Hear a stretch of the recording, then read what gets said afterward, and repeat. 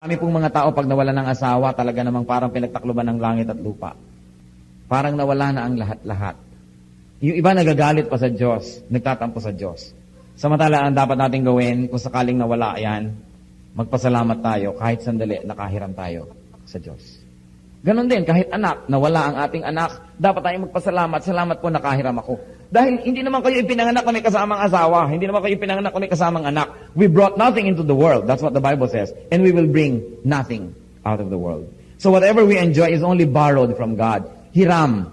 Yung mahatagal na pinahiram, sa halip na magpasalamat nung binawi ang pinahiram, nagalit at nagtampo pa. Kaya dapat po iniisip natin yun. Kung nagkakaroon ako ng very special joy and sense of completeness dahil may asawa ko, ano pa kung si Kristo ang aking kasama? Ano pa kung si Kristo ang aking kaulayaw? Sabi sa John 3:36, whoever believes in the Son has eternal life, but whoever rejects the Son will not see life, but the wrath of God remains in him. Napakahalaga po sa marriage, hindi lang yung ang goal natin, magkabahay, magkalupa, magkaroon ng kotse, makapagpatapos ng mga anak. All those are nice goals. But remember, no matter what you do, life will end. Life on earth will end.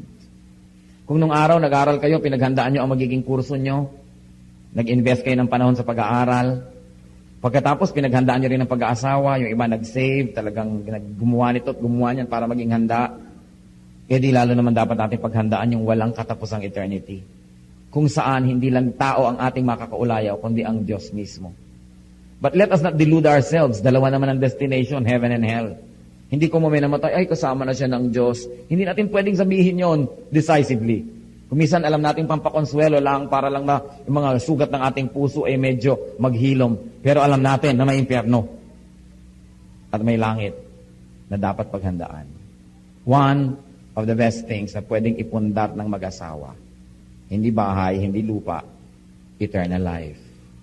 Para sa kanila at para sa kanilang mga anak. Para sa lahat ng mga tao na i-influensya nila. So marriage is for man and woman, but it is also for God's glory. So glorify God in your marriage. And glorify God through your marriage. Sa Bible, meron pong mga napakagandang mga model couples like Priscilla and Aquila. They were always serving God.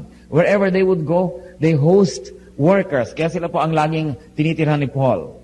Sila ay masisipag, nagtutulungan, magkasama sa hanap buhay, magkasama rin sa paglilingkod sa Diyos. Hindi tayo nabubuhay para maghanap buhay.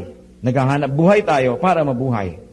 Kaya dapat po, meron tayong very healthy space in our hearts for godliness and for godly service.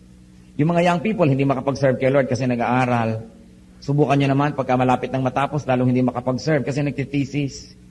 Pagka-graduate, naghahanap naman ng trabaho, hindi rin niya makapag-serve. At pagkatapos, magiging busy yan, going up the corporate ladder. Tapos mag-aasawa, lalong hindi naman ngayon makakapag-serve dahil nag-uumpisa na ng pamilya. At pagka ngayon naglakihan na yung mga anak, hindi rin makapag-serve dahil eto, nag-aalaga na ng apo. Kailan pa kayo maglilingkod? Kung wala ng panahon. Binibigyan tayo ni Lord ng lakas para i-allocate. Huwag niyong ubusin ng lakas niyo sa material pursuit lang o sa social pursuit, even family pursuits. Dapat kahati ang Diyos. Lagi naman tayong may intention. Wala pa naman ako nakitang taong walang intensyong maglingkod sa Diyos. Lagi naman may intention.